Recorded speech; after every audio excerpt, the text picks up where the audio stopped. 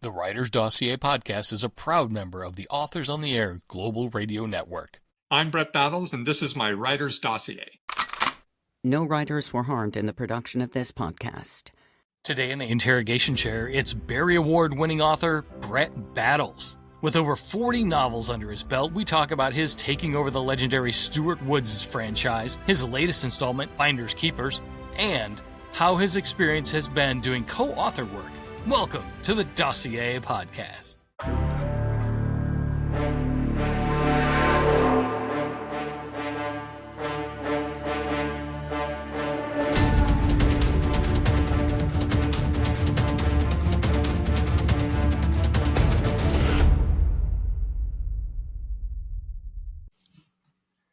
Hello, everybody. I'm back. This is Jeff Circle with the Writer's Dossier Podcast with one of the most special episodes I think I've ever had so far with Brett Battles, the legendary Brett Battles. Thanks for joining us tonight, sir. Happy to be here. I didn't actually realize I was legendary, but I'll take it. Thank you.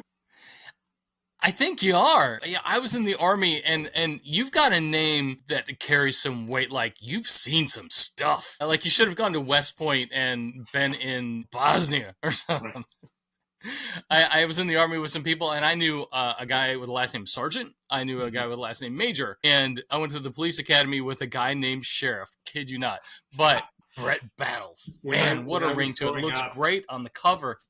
When I was growing up, the name of the chief of police was Cop, his last name. So, Chief Cop. See, there you go. There you go. Well, Brett Battles looks great on the cover here of the latest Stewart Woods Finders Keepers. We're going to talk about that tonight. But first, let me start off, Brett. How are things going with Maggie, the Australian Shepherd? Well, fine. Didn't see that coming. We have a love-hate relationship. She loves to hate me. Yeah.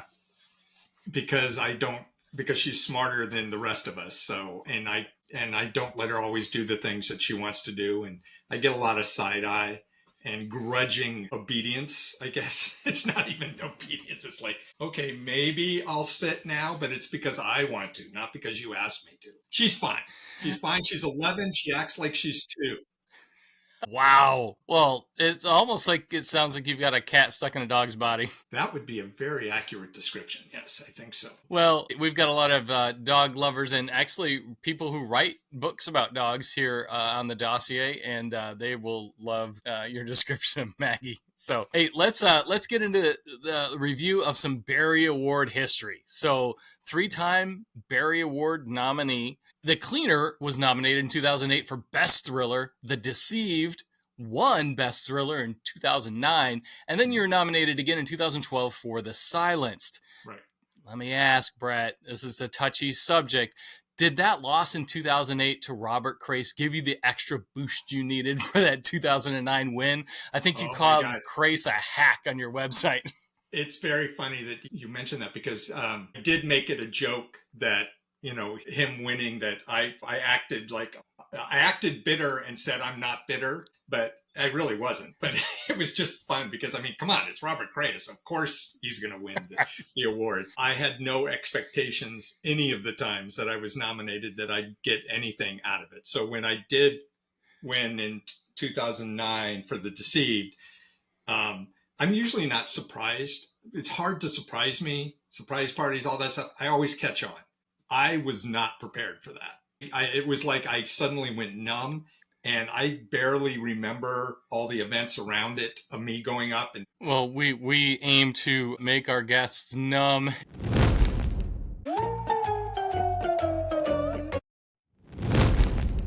So much for Write What You Know. You jumped from what you really wanted to do from writing sci-fi into spy novels. A lot of the spy novels being written today are by Ilana Berry, David. So many of those people worked in the field for intelligence agencies. Right. You didn't. What was your research like without any experience?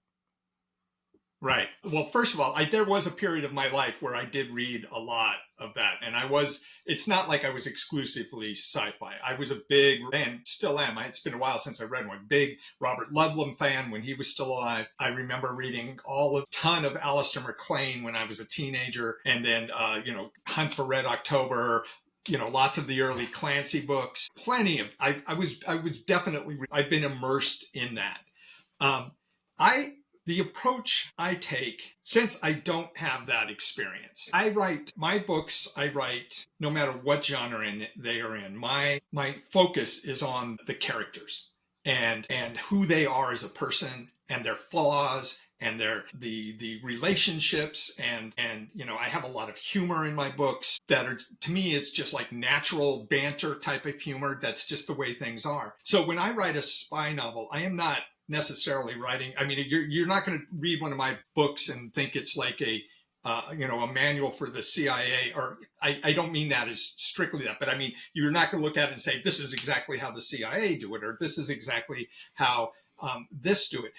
I look at my books as I am the god of that inner universe of whatever series I'm writing or whatever book I am the creator. And as long as I write things that seem believable within the context of the story, that's what matters, because it's the story is the important thing, right? To get it through. I don't have the experience to, that a lot of people have. I can't, take apart a weapon and put it back together.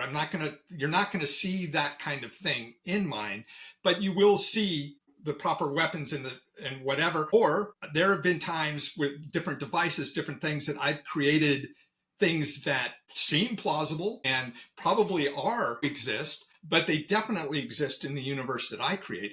So when you read my book, you're not going to get tripped up on anything and say, oh, that's not possible.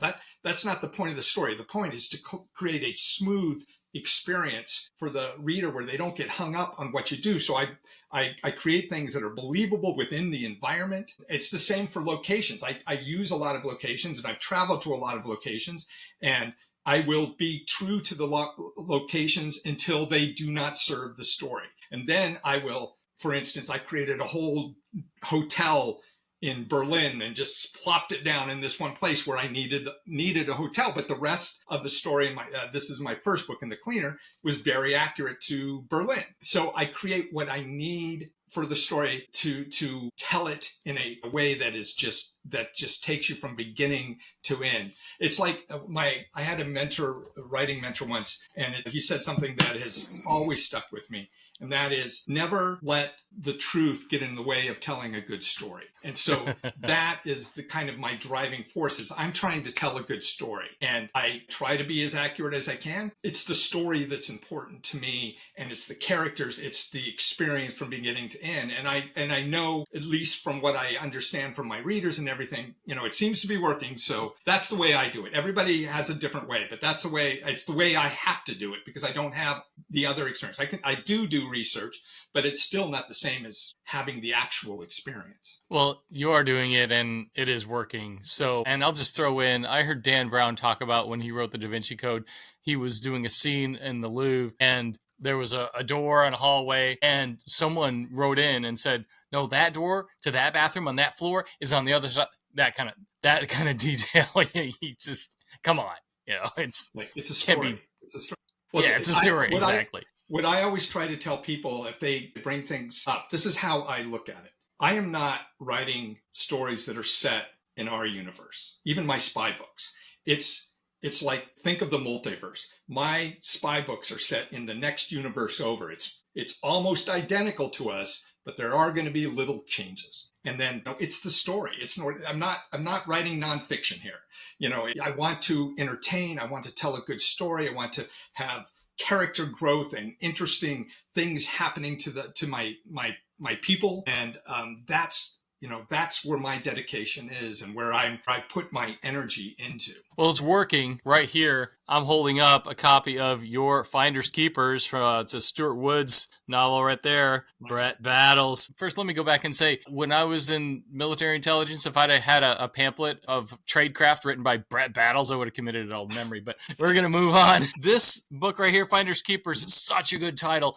Everyone knows that line from growing up around the neighborhood. Sure. But in this story, we find Stone Barrington, which is how I pronounce his name, Stone Barrington, caught in a lethal crossfire between a dear friend and a secret enemy of the past. So tell us why people are going to enjoy this installment, and what is a secret enemy? So I think that, the Stone Barrington series is a long and very full series that Stewart wrote until he passed away a couple of years when I took over it. And I've always tried to honor his tradition and his books. And one of the things I've been trying to do, especially in these first several books that I've been writing since his passing, is to do callbacks to things that have happened in earlier books. For instance, there are two books that are called back in this one that concerns some land that Stone inherited on Martha's Vineyard, and what what the old owner was hoping it would be turned into, and what's happening now. And the other is this character that Stone met after the guy got out of jail, and he'd spent his years in jail with this man who had been the brains behind this big heist 25 years ago at JFK Airport. And his portion of that heist was never found. And he died in prison, but because Jack, who is the guy who was in prison with him, Jack took care of him. And so he left his money. He told Jack where it was, and Jack got that money. And that's how he was able to change his life and become something more. And that happened a while ago in the books, and there was some stuff there. But as I was listening to that, I was thinking, God, it would be really interesting if, there are still some people who are a little bit pissed off about the fact that he got the money and they didn't get it.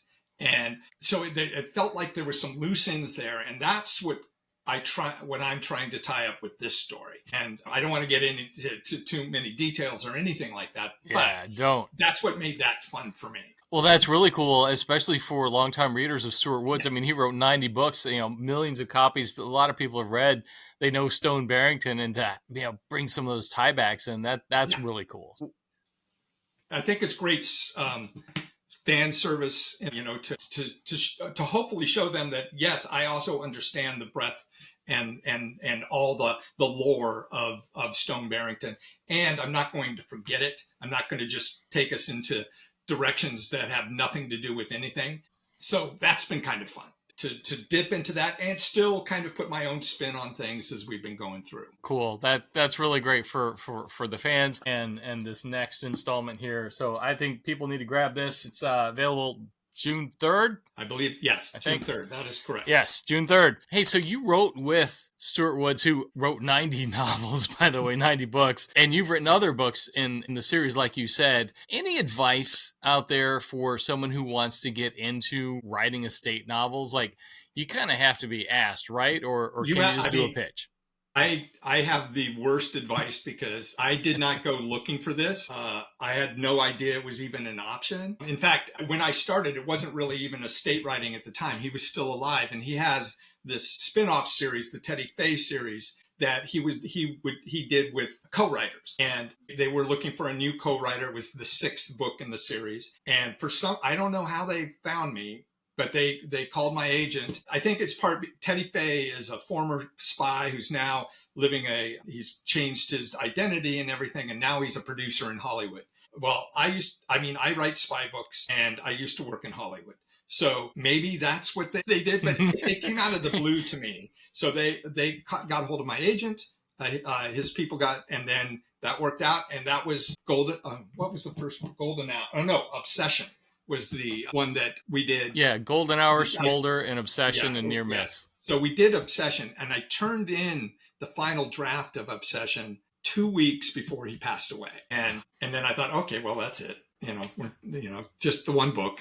And it was fine. It was great. It was a great opportunity, wonderful. And then in a couple months later, they called up and said, hey, so Stewart was halfway through his next Stone Barrington novel, and we would like you to finish it, and you have 2 months. And I went, okay. And so I did, and that was Near Miss, and that was fun because I had to figure out, because there were no notes.